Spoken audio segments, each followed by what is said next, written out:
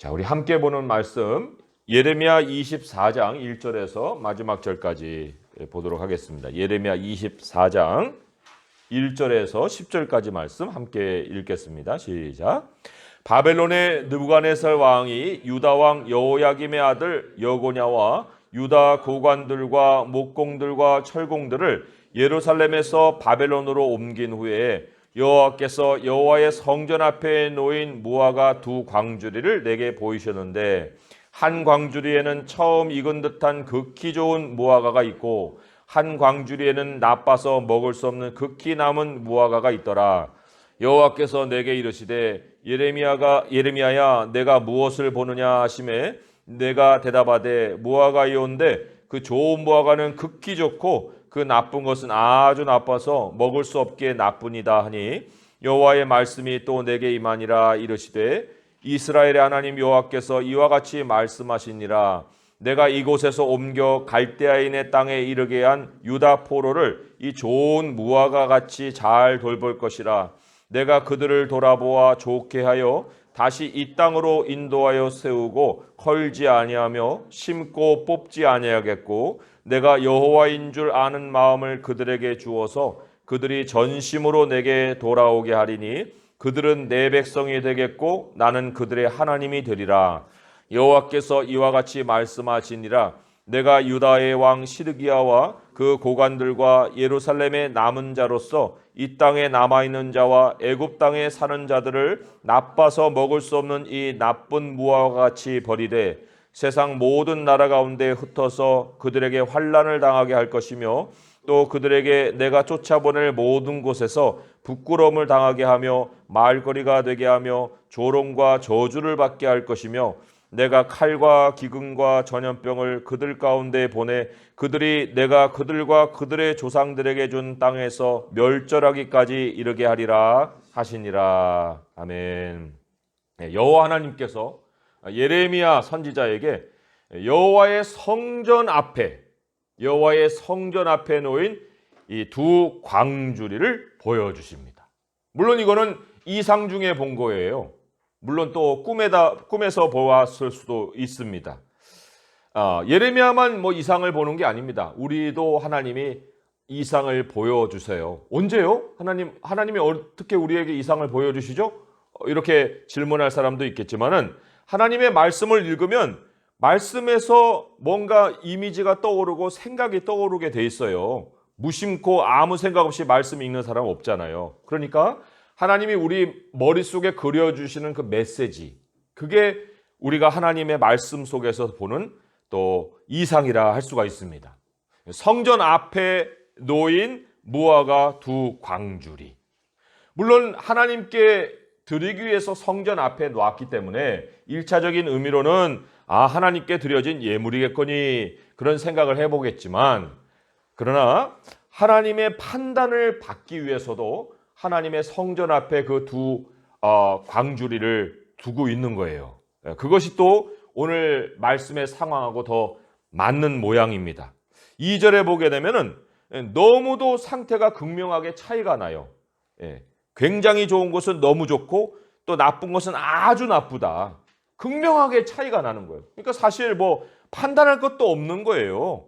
그런데도 하나님께서 3절에 예레미야에게 예레미야야 내가 무엇을 보느냐 그렇게 물어보세요. 이 예레미야는 아마 눈에 보이는 그대로 판단을 내렸어요. 그래서도 있는 그대로 얘기해줘. 내가 대답하되 무화과이온데요. 그 좋은 무화과는 극히 좋고 그 나쁜 것은 아주 나빠서 먹을 수 없게 나쁩니다. 이렇게 이제 평가를 했습니다. 사실 그런데 이 좋고 나쁘고 하는 그 평가에 대해서 사실 한눈에 볼 수 없는 게 많아요. 그게 겉으로만 그렇게 보이지 속을 들여다보면 또 다른 것일 수도 있는데, 그렇기 때문에 또 우리가 보이는 대로 판단했다가 얼마나 잘못 판단을 내리는 일들을 자주 합니까? 그 1절에 보니까 배경이 이제 소개가 되어 나옵니다. 바벨론이 침략해 들어왔어요. 이때 바벨론의 침략은 1차 침략입니다. 물론 사람들은 1차인지 2차인지 그거는 아직 모르는 상황이에요. 어쨌든 바벨론이 하나님이 예언하신 대로 쳐들어왔어요. 그리고 왕도 잡아가요. 사회 모든 기득권층을 잡아가요. 전문 기술가들을 다 잡아갑니다. 이게 예수님 오시기 597년 전에 일어났던 일입니다.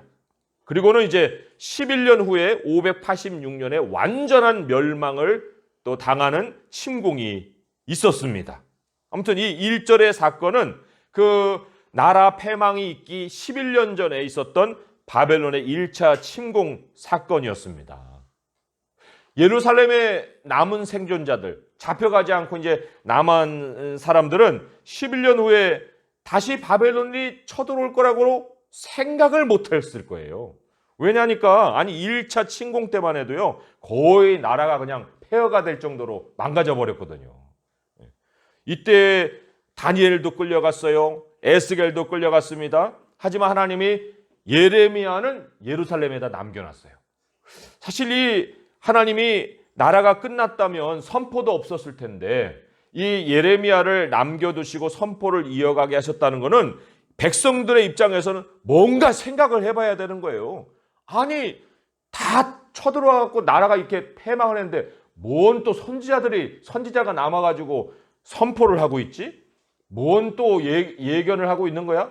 하고 생각을 했어야 되는데 그런데 그런 생각은 못하고 이미 예레미야가 이제 선포한 대로 일이 일어났으니까 다시는 그런 일이 없겠거니 그런 안이한 생각을 했다는 것입니다. 그리고는 이제 자기들이 이제 비극은 피했어. 이런 생각을 하고 있었던 거예요. 이 1차 침공 때 포로로 잡혀간 그 사람들이야 형벌받아 마땅할 사람들이고 우리는 하나님의 긍휼을 얻어서 우리의 고향에 이렇게 남은 거야. 누가 봐도 아마 그렇게 다 생각을 했을 거예요. 더군다나 애굽으로 미리 피신한 사람들도 있었거든요. 그러니까 그 사람들은 더더군다나 안도의 한숨을 쉬었겠죠. 정말 우리가 현명하게 위기를 잘 대처해서 이렇게 재난을 당하지 않았다 하는 그런 생각을 했겠지만 아마 예레미야가 아니라 그들 앞에다가 무화과 나무를 하나님이 두었다 하더라도 무화과 열매를 두었다 하더라도 그들이 볼 때 이 좋은 무화과는 우리고 나쁜 무화과는 저 잡혀간 사람이지 이렇게 아마 당연하게 생각을 했을 거예요. 그런데 이게 바로 현실을 잘못 읽는 어리석음이다. 이사야 57장 1절 2절에 이렇게 기록이 되어 있어요. 잘 한번 들어보세요. 의인이 죽을지라도 죽는 게 누구냐면 의인이에요. 의인이 죽을지라도 마음에 두는 자가 없고 진실한 이들이 거두어감을 당할지라도 깨닫는 자가 없도다. 의인들은 악한 자들 앞에서 불려가도다. 그들은 평안에 들어갔나니 바른 길로 가는 자들은 그들의 침상에서 편히 쉬리라. 이 구절을 설명하면 이런 뜻이에요. 현장에서 죽는 사람이 있고 현장에서 살아남는 사람이 있습니다. 죽는 자와 산 자가 있어요. 보기에는 죽는 자가 비극을 당하고 산 자가 다행이라고 생각을 할 거예요. 죽는 자는 악인이고 산 자는 의인이라고 생각을 했을 것입니다. 그런데 하나님의 판단은 전혀 다릅니다. 의인들이 악한 자들 앞에서 불려간다. 그렇게 하나님이 평가를 하고 계시는 거예요. 먼저 죽는 자가 평안에 들어가고 살아남는 자는 뒤에 닥칠 재앙을 당할 것이다. 예수님도 다시 오실 때 우리에게 일어날 현상을 뭐라고 얘기했어요? 예수님이 자기 백성을 먼저 데려가신다고 얘기했잖아요. 두 사람이 밭에 있음에 한 사람은 데려감을 당하고 한 사람은 버려둠을 당할 것이다. 두 여자가 맷돌질을 하고 있을 때 한 사람은 데려가고 한 사람은 버려둠을 당할 것이다. 땅에 남아있는 사람들의 입장으로 한번 생각을 해보세요. 현실이 벌어졌어요.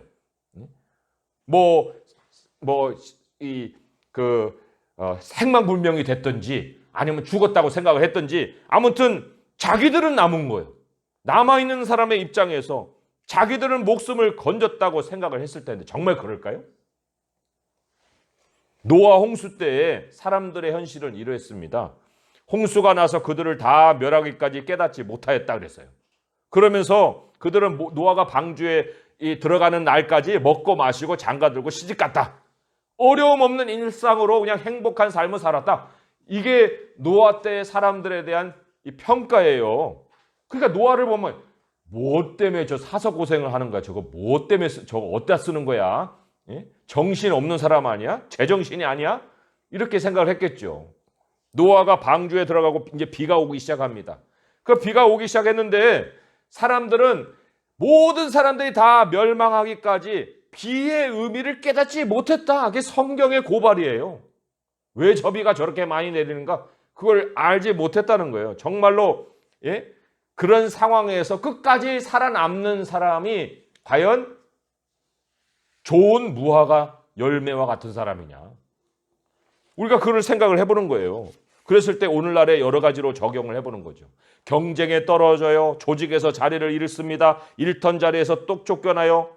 소송에 휘말립니다. 심지어 살 날이 아직 남았다고 생각하는 사람이 그 젊은 나이에 죽어요. 그러면 그 사람은 인생의 패배자예요?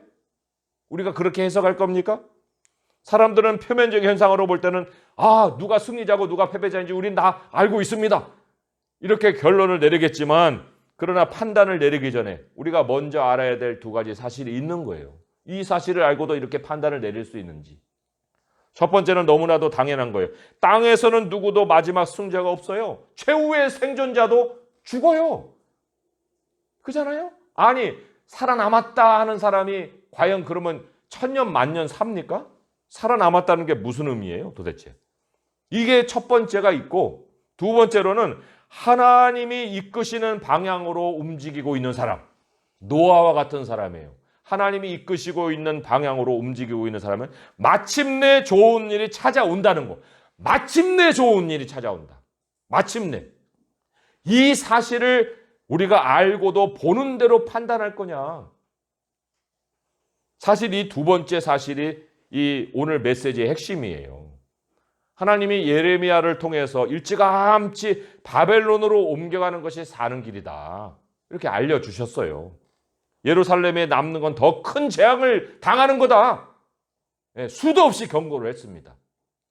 애굽으로 피하는 건 하나님의 진노를 더 사는 일이고, 그런데 사람들이 오히려 예레미야를 핍박하고 자기들이 듣고 싶은 말을 듣기 위해서 거짓 선지자의 말을 듣고 아예 듣는 게 아니고 아예 듣고 싶은 말을 들으려고 몰려갔다고 볼 수도 있는 거예요. 우상을 그냥 앞에다가 세워서 그렇게 섬기고.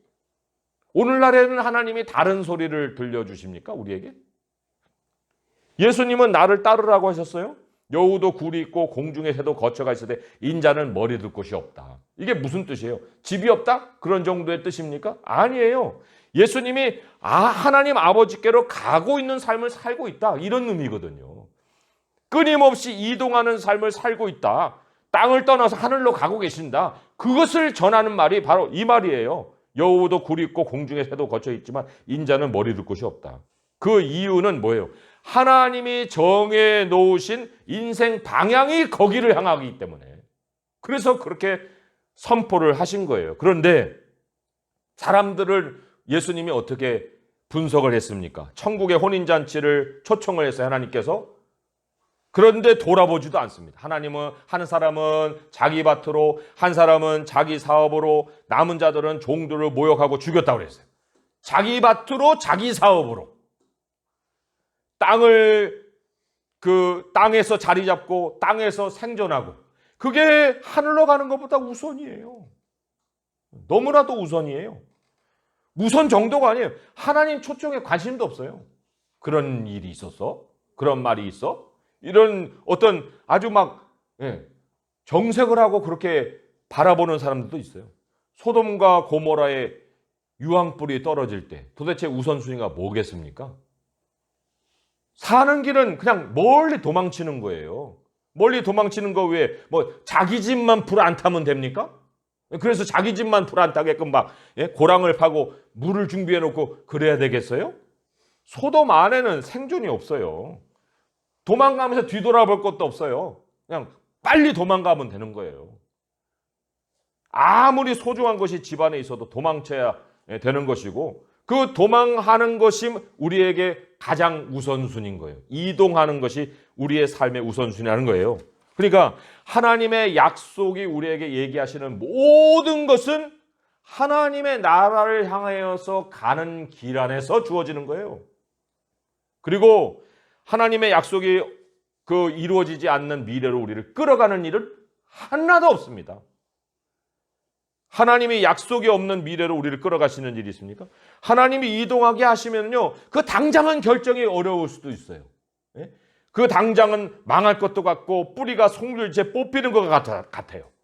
하지만 말씀에 순종하는 거, 하나님 나라로 움직이는 거, 거기에 좋은 일이 가득하다. 그게 바로 오늘 5절에서 7절의 말씀이 우리에게 약속하고 있는 그 좋은 무화과가 되는 길이라는 거예요. 좋은 무화과가 눈에 지금 당장 보이는 것으로 좋은 무화과가 아니라 하나님이 이동하게 하시는 그 길에서 좋은 무화과가 되게끔 만들어주신다. 그게 하나님의 약속 아니에요. 이스라엘 백성들 가운데 좋은 사람들이 그 당장에 있었다, 그게 아니에요. 물론 1차 포로로 잡혀가는 사람 중에 다니엘도 있고 에스겔도 있으니까 모든 사람들은 다니엘과 에스겔 수준이었겠지 생각하겠지만 그 잡혀갔던 그 수준만큼은 다 썩어 문드러진 다 무화과들이었단 말이에요. 물론 예레미야는 뭐 좋은 사람이어서, 예? 그 예레미야가 거기에 좋은 사람이 아니어서 예루살렘에 남았겠습니까? 예레미야 좋은 사람이에요. 근데도 예루살렘에 하나님이 남겼잖아요. 우리 주님이 뭐라고 얘기하십니까? 5절에 이 좋은 무화과 같이 잘 돌볼 것이라. 이 좋은 무화과 같이 잘 돌볼 것이라. 하나님이 돌보아 주어서 좋은 무화과가 될 것이다. 그런 약속이 되는 거예요. 그 좋은 무화과가 되는 그 길이 어디에 있느냐? 7절의 말씀을 우리 한번 주목해서 읽어보도록 하겠습니다. 같이 한번 읽어볼게요. 7절 시작. 내가 여호와인 줄 아는 마음을 그들에게 주어서 그들이 전심으로 내게 돌아오게 하리니 그들은 내 백성이 되겠고 나는 그들의 하나님이 되리라. 하나님을 향한 전심을 가진다는 거, 그게 좋은 무화과들이 갖는 공통의 특징입니다. 하나님을 향해 전심을 갖는다. 부분적인 마음이 아니라 온전하게 향하는 마음을 갖게 해주실 것이다. 하나님께로 돌아가는 그 전심이에요. 하나님이 그럴 수 있도록 하나님을 아는 마음을 그들의 마음에 주신다고 그렇게 말씀을 하셨어요. 그러니까 우리의 손에서 생존의 문제를 내려놓을 때 어떻게 사냐? 이 문제를 내려놓을 때, 그리고 땅에 자리 잡는 걸 버려버리고, 이제부터는 집착하는 걸 버려버리고 하늘로 가는 그 여정을 떠날 때, 그때에서야 하나님이 하나님이신 줄을 아는 그 마음을 하나님이 내 마음에 자리하게 하신다는 거예요. 그동안까지는 내가 하나님을 향했어도 그 하나님을 향한 내 마음이 그냥 땅에서 내 생존을 도와주시는 하나님, 뭐 일이 잘못돼가지고 어우 하고 그냥 주저앉으면 하나님 하고, 그런 하나님, 내 인생에 뿌리를 내리는데 그냥 도움을 주시는 그런 정도의 하나님. 그런데 이제 하나님이 내게 혼인잔치로 초청한 것을 알고 그 혼인잔치를 향해서 떠나는 순간 내 안에 하나님을 향한 전심이 생긴다는 거예요. 전심. 이제부터 하나님께로 돌아가는 것 외에 무엇도 내 마음을 사로잡을 수가 없는 것, 그게 전심입니다. 내가 이 땅에서 이 동네에서 저 동네로 이사를 가게 돼도, 내가 이 직장에서 저 직장으로 옮기게 돼도, 집을 팔아서 월세로 살아가는 그런 삶이 되어도, 심지어 일터를 잃고 친한 친구들을 떠나야 되고 수십 년간 기반이 됐던 정든 고향을 떠나야 돼도 하나님 때문에 전심이라는 것을 우리가 가지게 되면 나는 살아나리라. 엄청난 확신이 그 어느 때보다도 우리를 사로잡는 거예요. 하나님을 향한 그 전심이 우리로 그런 확신을 갖게 하신다는 겁니다. 시편 118편 17절에 이런 고백이 있어요. 내가 죽지 않고 살아서 여호와께서 하시는 일을 선포하리로다. 이게 무슨 쉬운 상황에서 나오는 고백이 아닙니다. 매우 어려운 상황에서 나오는 거예요. 이 시편의 어떤 상황이었냐면, 같은 시편에 이런 말씀이 있어요. 건축자가 버린 돌이 집 모퉁이의 머릿돌이 되었나니 이는 여호와께서 행하신 것이요 우리 눈에 기이한 것이로다. 건축자가 버려버렸어요. 돌을 버려버렸다니까요. 아니, 건축자가 건물에 구석이라도 사용하면 그 돌은 의미를 가질 텐데, 건물은 멀쩡하게 어마어마하게 서가는데 돌을 버려? 그게 뭐예요? 인생의 사형 선고 받은 거나 마찬가지예요. 그런데 예수님은 십자가에 돌아가셨죠. 하지만 그 죽으심 때문에 하나님께 점심을 바쳤다는 것 때문에 하나님 앞에서 부활이라는 놀라운 선물을 받으셨어요. 부활이 다른 데서 오는 게 아니에요. 하나님을 향한 전심을 바치고 그것이 내게 죽음의 상황으로 끌어갈지라도 그 상황 속에 하나님이 주신 것이 부활의 사건이라는 것입니다. 우리가 가장 두려워하는 곳에 하나님의 이적은 기다리고 있어요. 그 내가 죽지 않고 살아서 여호와께서 내게 행하신 일을 선포하리로다, 그런 고백이 나오는 거 아닙니까? 다만 그 두려움의 현실에서 하나님은 우리를 테스트하십니다. 그 테스트를 통과해야 하는 거예요. 아브라함이 이삭을 하나님 앞에 드렸던 그 순간을 거친 것처럼 우리가 막 살기를 발버둥 쳐야 되는 그런 두려운 상황 속에서 하나님께 우리의 목숨을 맡기는 그 테스트를 통과해야 되는 거예요. 그때 하나님이 우리에게 주시는 선물이 하나님을 향한 전심이에요. 그리고 이 전심은 우리에게 쉽게 사라지지 않아요. 하나님이 영원한 세상까지로 향할 수 있도록 우리 마음에 아주 뿌리박게 주시는 것입니다. 그 전심. 누구든지 제 목숨을 구하고자 하는 자는 잃을 것이요 누구든지 나와 복음을 위하여 자기 목숨을 잃으면 구원하리라.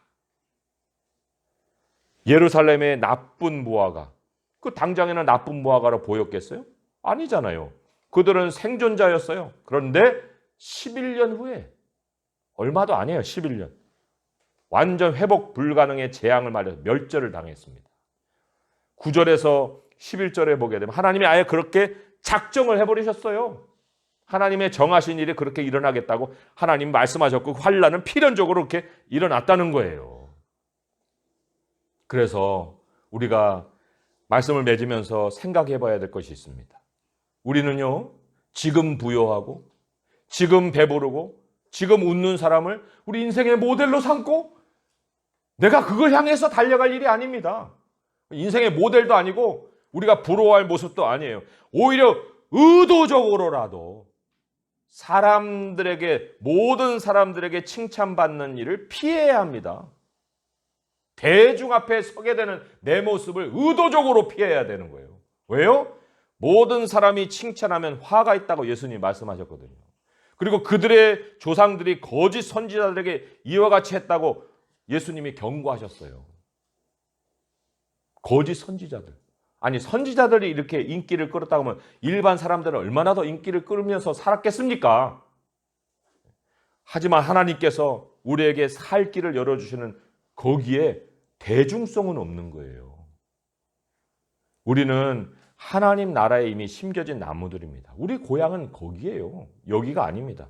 하나님이 6절에 약속하신 바 다시 이 땅으로 라고 했잖아요. 6절에 다시 이 땅으로. 그 다시 이 땅으로라는 건 우리가 영원히 돌아갈 하나님의 나라예요. 우리는 이제 그 나라로 옮겨가면서 하나님이 좋게 해주시는 그 일들로, 정말 세상은 모를 거예요. 하지만 우리가 누릴 수 있는 그 좋은 일들 누리면서 복을 누리며 살아가야 합니다.